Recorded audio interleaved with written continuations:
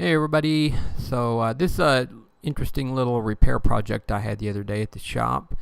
It's a Univega road bike. It's kind of a basic bike from the early 80s that a customer wanted to convert to a flat bar, more of an upright position, comfortable bike, just that he could actually ride, just kind of converted into a comfortable rider. So yeah, I mean, the bike in general is just a pretty basic entry-level bike shop quality Univega bike there. It's got the quill stem shifters, and it's got the the old brake levers with the safety lever extension things there, and it's got a center pull brake. So nothing super fancy for in its time, but definitely a decent little road bike.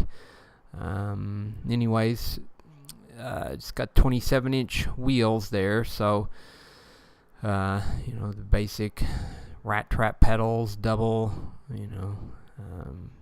just the basic all-around setup. So anyway, the customer wanted to go with a little wider tire, the widest we could get on there, which we found these 27 by inch and 3/8 tires, and then we kind of ordered a few random bits and pieces there, some upright bars, some micro shift thumb shifters, which were pretty slick, avid brake levers, some ergon grips with a little extension, a zoom adjustable stem there, and then the actual bars themselves are a profile, probably a 3.5-inch rise. So anyway, with those avid brake levers and these center pull brakes, we had to come up with some little bit of creativity. But anyway, it's got a quill stem, so not going to get into too much of a drawn-out tear-down and rebuild process, but get into a little bit of the things if you're not familiar with the quill stem. But basically, I just cut all the cables and such here. On your quill stem, you got this bolt. Sometimes it's a hex bolt, usually a 6mm, or sometimes it'll actually be a standard like bolt end where you'll need a 13mm, whatever. But typically you loosen this up, and if it sticks up, you'll just kind of give it a sharp little whack on the top with the hammer to break that wedge loose. This one, I think they had tried to adjust it up some point recently, so it was pretty loose, so just loosen it up and it pulled right out. On these older bikes, if you're installing a new stem or doing maintenance, you always want to put a liberal amount of grease in that, the wedge portion there on the threads where it threads in, and then down into the steer tube itself there. So just gives the next guy to work on it 5 or 10 years down the road the less potential of that thing getting stuck there. So basically got the bars and everything, levers, grips all mocked up here.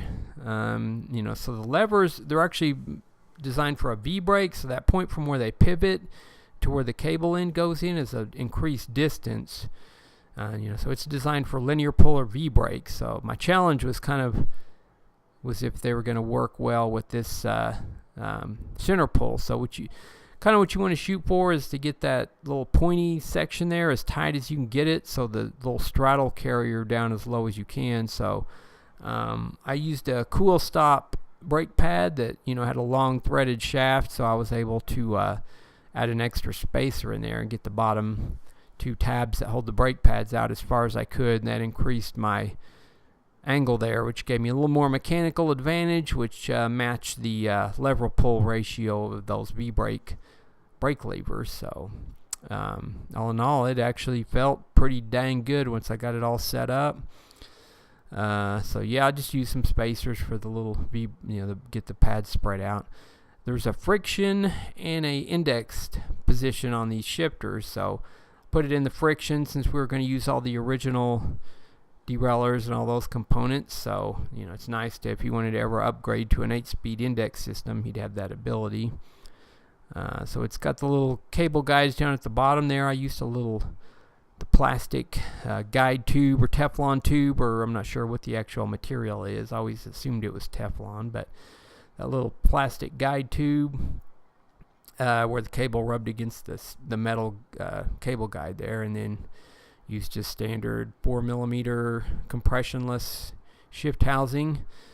So yeah, that's the basic bike there. Basically just put new cables and whatnot for the shifters, so it's much more upright position. The customer just wanted to ride this bike, had very low miles on it, and had a bad back, so we got his measurements, and this is what we came up with. So yeah, ended up pretty slick. That's going to do it for this one. Hopefully you enjoyed the video.